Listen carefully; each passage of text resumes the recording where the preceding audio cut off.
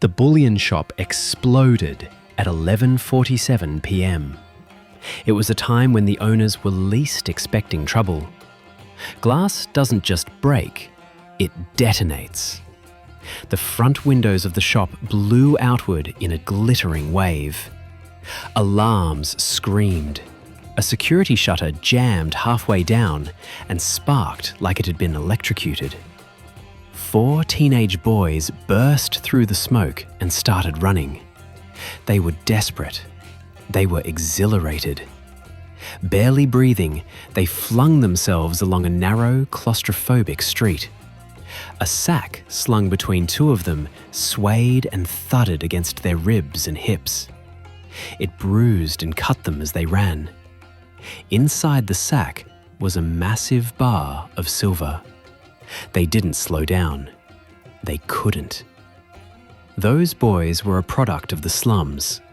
Thin, sharp-eyed, permanently angry. They learned early that the world didn't notice them unless they were stealing something.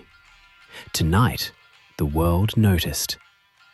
Sirens were rising behind them. Close. Too close. One of them shouted, "Go! Go faster!" The 2 holding the sack could barely move at more than walking pace. The others streaked away, their sandals slapping the uneven pavers of the muddy sidewalk. Their legs were splashed filthy with the rain that had turned the lanes into brown rivers. Their burning fear sharpened every step. Arjun ran ahead of the rest. He always did that. He was fast. But tonight, something dragged at him. Something heavier than the sack that slowed the 2 boys bringing up the rear. Guilt. Memory. This was his neighborhood. These alleys raised him. These walls watched him grow hungry. His family was here. Somewhere. That thought slowed him just enough. A police jeep screamed and slid around a corner, tires fishtailing. Someone yelled, "Split up!"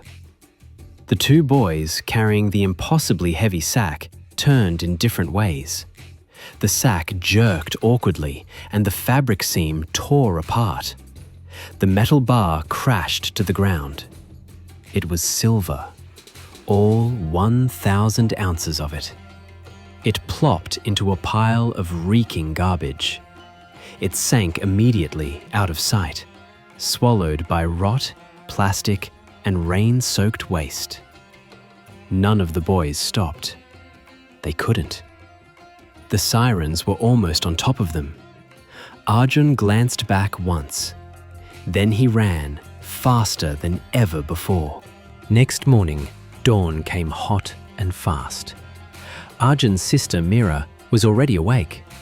She was just 12 years old, barefoot, with straight hair tied back with a strip of dirty cloth.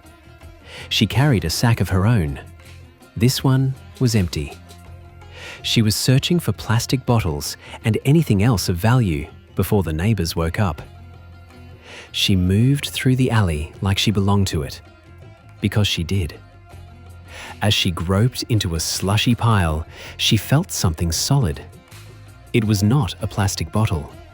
It was not a bone. It was metal.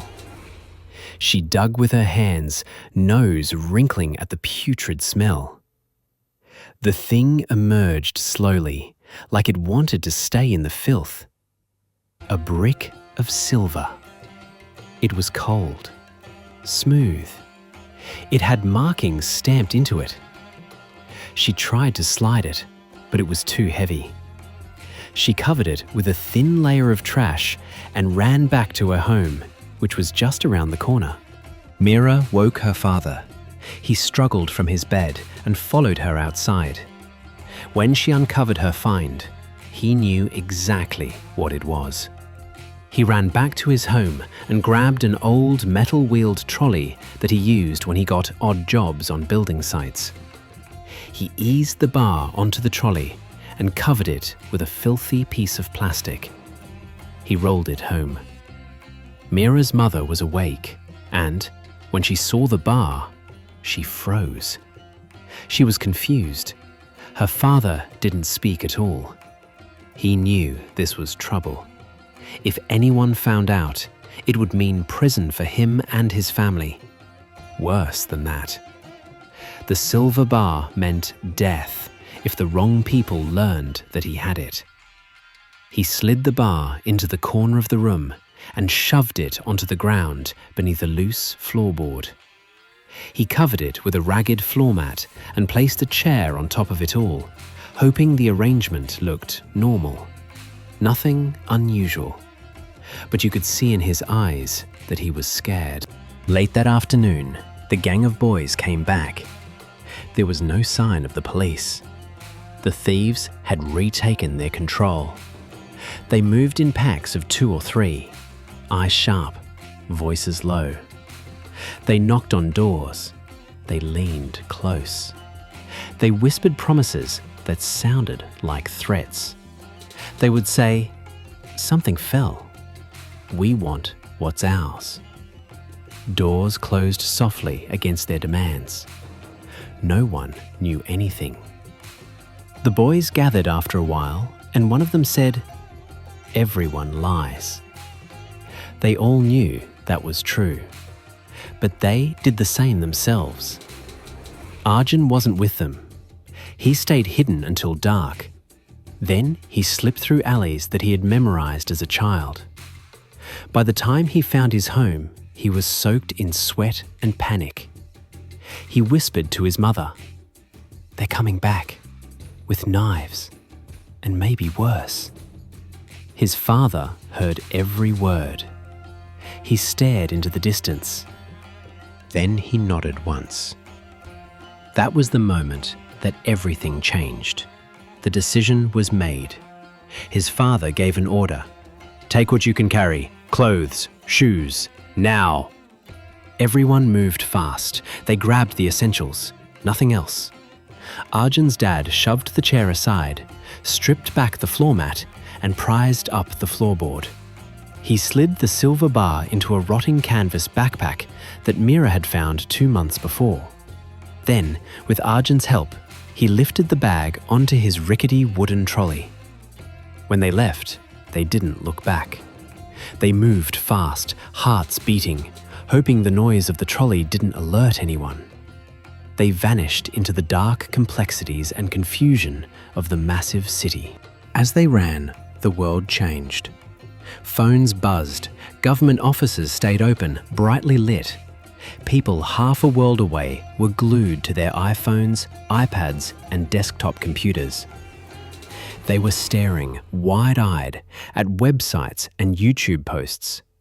Markets convulsed, charts spiked. Silver and gold were revalued, repriced, and history was rewritten. Media-based experts shouted toward cameras. Anchors lost their composure and had to cut to unplanned commercial breaks. But Arjun's family didn't see any of it. They just ran. There was a train station.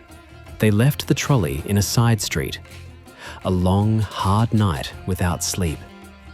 And by sunrise, they were somewhere else, far enough away to be safe. After they rented a room, Arjun's father found a metal dealer with clean hands and calm eyes. He questioned the man without giving away too many clues. He listened carefully to the man's answers. He learned what he needed to know. He negotiated, knowing he was not getting the perfect price. But the number he agreed to was hundreds of times more than he ever imagined. The calm-eyed man swallowed hard and nodded. For him, it was the deal of a lifetime, even though he would have to call in several other precious metal dealers to be part of the purchase. The currency payment seemed to take hours as the dealer slapped each bill on the counter. Arjun's father had never seen such an amount of money in his life. When the transaction was complete, the massive silver bar disappeared behind a steel door. Arjun's father never saw it again. He didn't care. 2 months later, Sunlight poured through wide windows. There was the sweet smell of the countryside wafting into the home. Mira laughed at a butterfly that had inadvertently flapped into the kitchen. Her mother sang while she cooked the midday meal. She had never sung like that before. The kitchen smelled of spices, oil, and hope. Soon, Arjun sat at a table covered in food. It was the first time he had experienced that in his life. He took a breath. He was relaxed. He wasn't running anymore. There was nothing to be angry or bitter about. And now he knew the truth. Silver didn't save him or his family. Courage did. The courage to act, fast and decisive, without waiting for permission. That's what changed everything. It was a lesson that would stay with him for the rest of his life.